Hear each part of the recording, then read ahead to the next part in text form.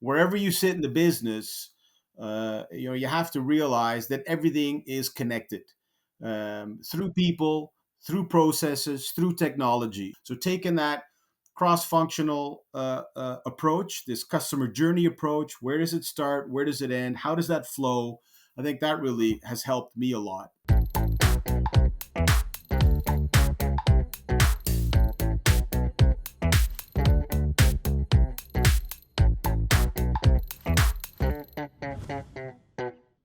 Hey everyone, welcome back to another episode of Conversation, short, insightful conversations with CX leaders around the globe. Ted here with iAdvice. I'm extremely excited to be your host today.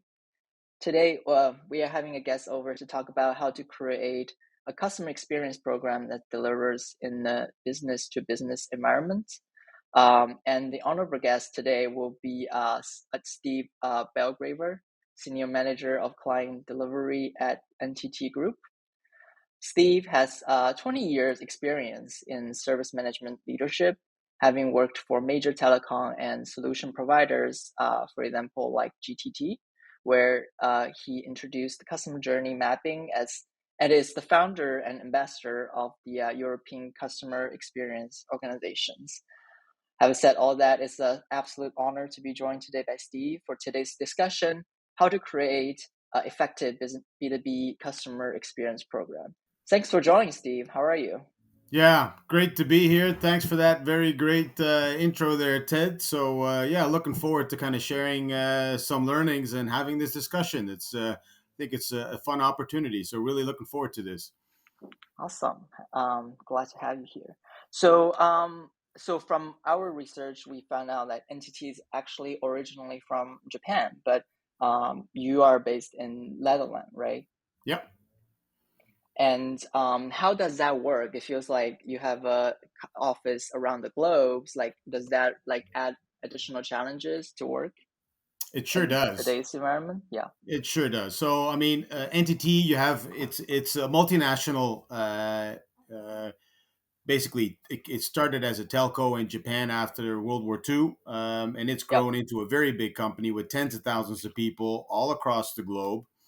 And Mm. I work for one of the companies underneath the entity group umbrella, if you will, and it's called Entity Limited, and we're a Okay. business to business ICT service provider. Awesome. Can you tell us a little bit more about your role at this company? Yeah, so as working in service delivery basically means that we are responsible for delivering on the agreements and the contracts that get signed with corporate customers. You have to understand it's an enterprise market. We're not oriented towards the consumers, individual people Hmm. like you and me, but these are companies that we serve. Yeah. And sitting in client delivery management means that you're managing in the first instance the relationship. So you establish a relationship with the folks that you're delivering the service to. Typically, these enterprise customers also have a team that also represents their company. So that you have to imagine kind of the two pyramids touching at the tips.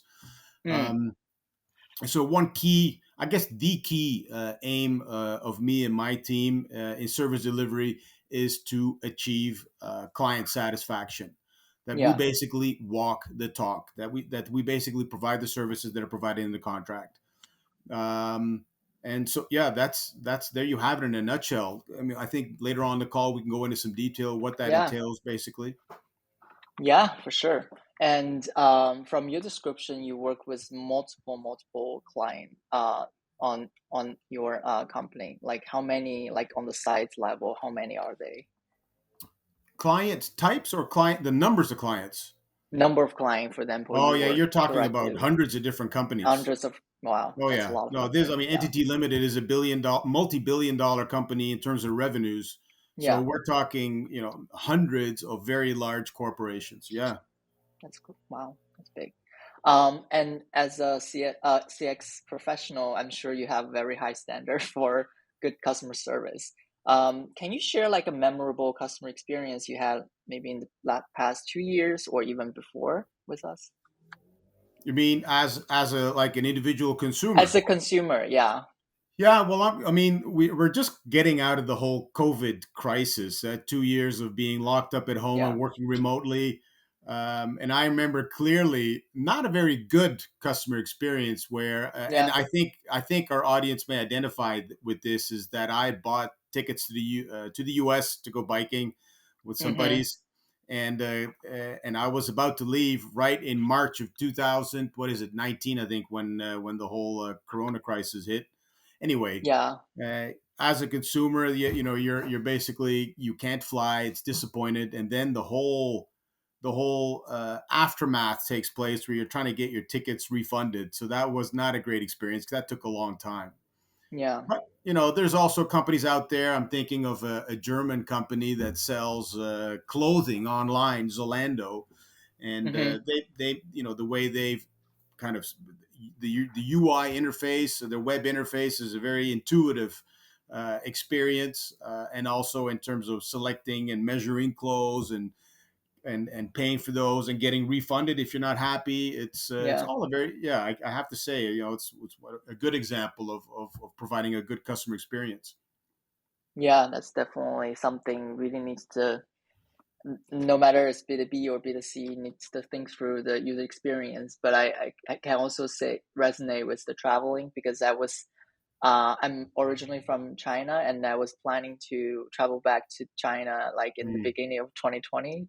Um, and that's like everything just went down. So I can definitely resonate with that, and I said definitely a pain. 2019, but it must have been 2020. But I think we're 20, all in the yeah, same boat. Anyone who was traveling those times, yeah, then the whole airline industry basically just kind of ground to a very painful halt. So yeah, yeah, not a good experience. But yeah, okay, for you could also sure. kind of look at it as such a crisis that'll shake out kind of the weak players, and the ones that are still flying, like almost by definition, would be some of the better airlines. Yeah, for sure.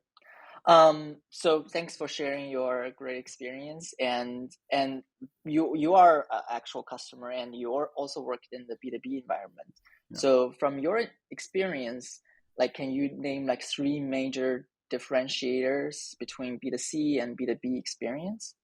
Yeah.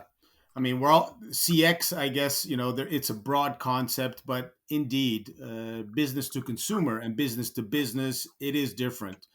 The three that I would mention, to begin with, it's the Mm-hmm. relationship that you have with your customers. And more often, I don't even try to use the word customer, but client, when you're Mm, talking to a business to business relationship.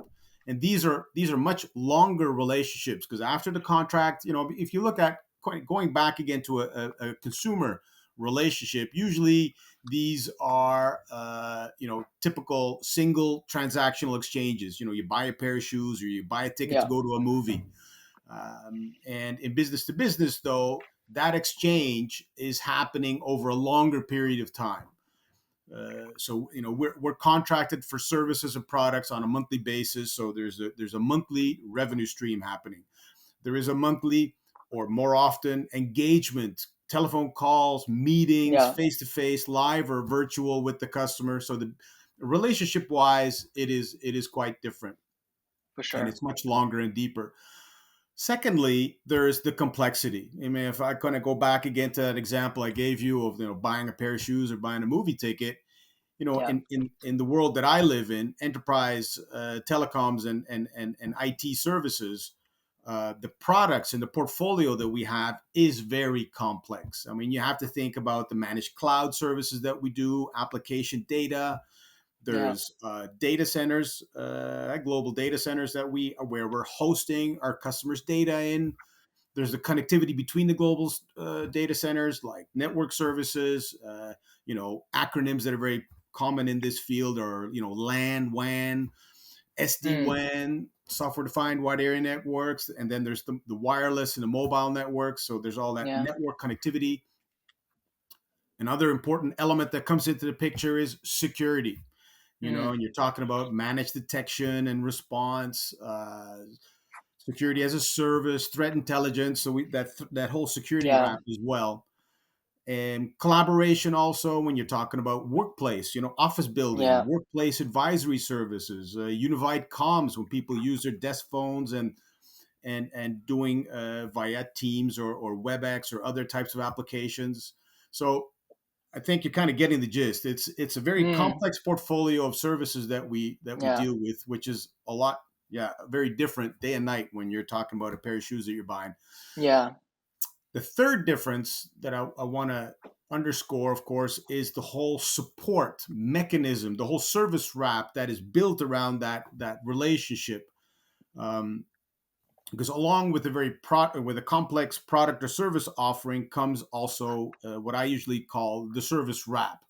And this is also where service delivery and CX really come into their strengths, because that's where you're managing the relationship, you're supporting the customers through, consumers basically, they've got a web portal, maybe they got a telephone number, an email address, and that's pretty Yeah. well how you engage with the customer, or a chat if you're lucky. Mm-hmm. Enterprise customers, obviously, they've got these company account teams that are working with Yeah. them. They're dedicated usually. There's all kinds of reporting that's going back and forth. There's Yeah. escalations to manage. So that relationship is a lot broader and a lot deeper Yeah. than your typical consumer exchange. Well, that's such a great answer, and I feel like there's a lot to unpack here, but I'm gonna ask like a follow-up question to what the answers you There gave. is, yeah. Yeah, and I think it's a very important thing because you work with hundreds of clients, and I'm sure you have a lot of different accountings. Like, what do you do to make sure they're delivering on the vision you set up for them? Delivering on the vision, yeah. So that's, as we say in Dutch, switching to Dutch, or translating rather from the Dutch, because originally I'm a Dutch person. Yeah. We talk about making sure that all the noses are pointing in the same direction, Mm, or kind of. So that is a trick, of course, and that requires constant effort from translating the CX, or C level rather. The C level suite, they set out their yearly objectives and company targets, and these get cascaded down, and eventually make the way to everyone's own personal goals, and those are mm, obviously kind of reviewed and managed on a yeah. on as well. So in terms of kind of making sure that everyone's working in the same way, striving for the same objectives, that's there's a whole system in an enterprise behind that to make sure that happens. Yeah, definitely. And yeah, I work in very similar environments. Like I kind of, it's the driver for like what's the customer's objective is for this year, Mm. and then we break down into OKRs for me, for my Yeah. team, what are the key expectations. But I'm sure there's changes all the time. Like even if you have set it up expectation in the beginning of the years, you sometimes, like when like things like Oh COVID yeah. happen or like something unexpected happen, you kind of need to be more flexible. You And have to be flexible. You have to be yeah. flexible. A favorite term that I often use is that you need a high tolerance for ambiguity. Things Mm, change. Things are not always yeah. that clear. So you have to, you have to be able to kind of think on your feet and Yeah. adapt to changes. Yeah, and another from my experience, it's like I kind of needs to constantly prove to my clients what are the values Mm. I'm delivering to them. I mean, some clients maybe they're more like relaxed, and some clients like really on your back. Like, how do you measure like the customer satisfaction, and also how do you measure the value you're providing to your customers? So, how we measure customer satisfaction now in the enterprise environment that we operate in, it's you have to think about obviously some measures. I'm a Yeah. firm believer in using numbers, basically kind of make things measurable. I think it was I forget who it was. Anyway, NPS, I guess, is a popular one. I mean, it's an Yeah. industry standard, and we measure basically the customer sentiment and the customer experience, if you will, in various ways. Mm, So, and going back to your question, just before I dive into Yeah. kind of customer KPIs, success, of course, there's two views to interpreting and defining success. There is, as we just quickly touched on, the customer's perspective of what a good experience looks like, but Yep. we're a business, and as such, also there are some more internally oriented business measures that we also take into account and what also defines success. So if I start with the business or more the internal view, you have to think about reducing customer churn. Churn, Mm-hmm. that's increasing retention, that they don't leave and they don't go to a competitor. Yeah. So that's an important measure that we use. Another internal measure that we use, for example, is that for those customers that you have, there's the new business aspect. By definition, my focus is more on existing customers as opposed to winning new customers. I don't sit in sales. Yep. So when you're talking about existing customers, it's also a reflection of a good experience and a good relationship is that they're more open to up and cross selling. So you're talking about Mm. increased revenue size per customer, is kind of growing and developing that customer. Mm. So those are some important internal business metrics. On the other hand, of course, you've got more the outside view or the customer view, and we use a voice of the customer tool Yeah. for that.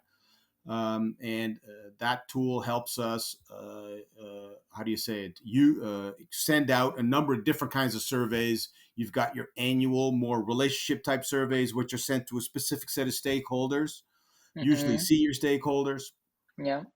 But there's also the more transactional oriented surveys that follow interactions along the customer journey, whether it's incidents or the customer buys something or there is an issue or a service request. Those interactions Mm. also get measured. So Okay. the tool that we use, this VOC tool, then you get an overall view, basically, or an overall score or temperature of where you are on a customer specific, how do you say it, temperature gauge or NPS Mm-hmm. Yeah. score. Yeah. And I think the third element that I'd like to add to that, of course, is on the one hand, you measure individual customers and how, and through those surveys. And we, of course, close the loop with those customers when, especially, we get alerts in when the feedback is not very positive. Yeah. We've got a mechanism to make sure we get back to the customer to understand what they're unhappy about, and this also allows us not only to improve that specific customer's experience by just managing a proper follow-up, but there's also what's called the outer loop, where the central voice of the customer team collect all these all they consolidate all this information, all the survey results, and they can Mm-hmm. identify broader trends, and Mm. they're all and also therefore initiate more structural improvement efforts across the business. That'll benefit all our customers as opposed to specific customers. That's another great answer. Just to recap, I take some notes. You Mm-hmm. mentioned that there's multiple way, like internally, externally. First, internally, it's to measure like churns about customer open to cross sellings, and as that as an indicator of like how satisfied they are. And Mm. it's externally, you have like a way to collect NPS, voice of the customers, through like also like regularly ones and also like transactional ones to kind of get the temperature of the customer. And you will set, and if they're not happy, you kind of have an action plan to address their pain Yeah, point. correct. And also you collect like a bigger scale data to provide insight into your structural changes in the future. That's Yeah, a you very summarize that about right. that's a very comprehensive answer, and I think I learned so much from what you described. So thank you for that. More than welcome. Um, and just let me take a look at my notes.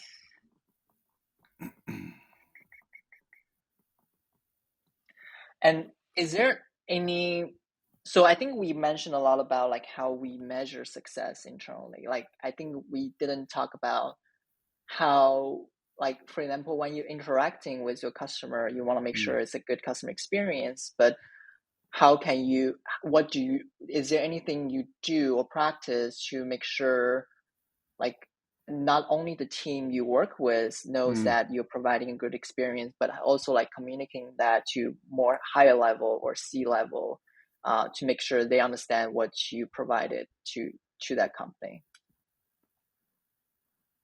It's so. Let me try and rephrase the question. So trying to Yeah, relay what is it? Customer feedback to senior management in the company. yeah, So that's done through a dedicated. I'm not part of that team, but obviously I work okay, with that team, and that's the voice of the customer team. They're the ones that kind of gathering all these different inputs, and they've got also internal forums and mechanisms. That we also have internal programs. Well, I mean, we have a client centricity program where people are being trained on methodologies and on social soft skills, also on how you manage how you communicate and manage those customer relationships. So there's different ways where this central CX team or voice of the customer team, how do you say it? On the one hand, they collect data and insights from what I call yeah, the coal face. Basically all the different teams that are engaging with our customers, and then kind of using those insights also not only as I described earlier through the outer loop where you improve internal processes, but there's also enabling the customer facing folks to improve their skills, and that's also where CX kind of starts to come into the picture, where mm-hmm. you take the customer perspective when you're making your business decisions. Makes sense. Makes sense. Well, I think that's such a great, fruitful discussions. To conclude, is there any last advice you have for other CS professionals when they consider implementing a B2B CX program? Yeah, I think that's a good question. There's a lot. So if I were to if I were to try and Yeah, figure out three points, yeah, because there's always room for improvement. I think for any organization. I think one thing that professionals, CX professionals, or people that are customer facing and are working in terms of customer experience is to take a cross-functional approach. Wherever you mm, sit in the business, you have to realize that everything is connected yeah, through people, through processes, through technology. So what you do in your silo, there's inputs, and you in turn are also producing outputs. All of that is connected. So taking that cross-functional approach, this customer journey approach. Where does it start? Where does it end? How does that flow? I think that really has helped me a lot. The second thing that I'm a strong believer in is working against a single version of the truth. Now, what does that mm, mean? Usually in enterprises and big businesses, you've got business units and you've got towers, you got individual yeah, teams. Take your pick of words to describe that. The problem there often is that each business unit, each department, they've got their own tools, they got their own language, they got their own terminology, they've got their own specific ways of working. The yeah, trick here, of course, and it's a struggle. It's a struggle when you're working with these different business units and departments. You gotta understand their language. So working against a single version of the truth helps to kind of standardize language and to kind of align expectations internally, because that in turn can produce not only a more efficient way of working internally, but it also will provide a more consistent customer experience. Thirdly, and lastly, I guess, is don't make it too fancy. Don't overcomplicate matters. Start with the basics.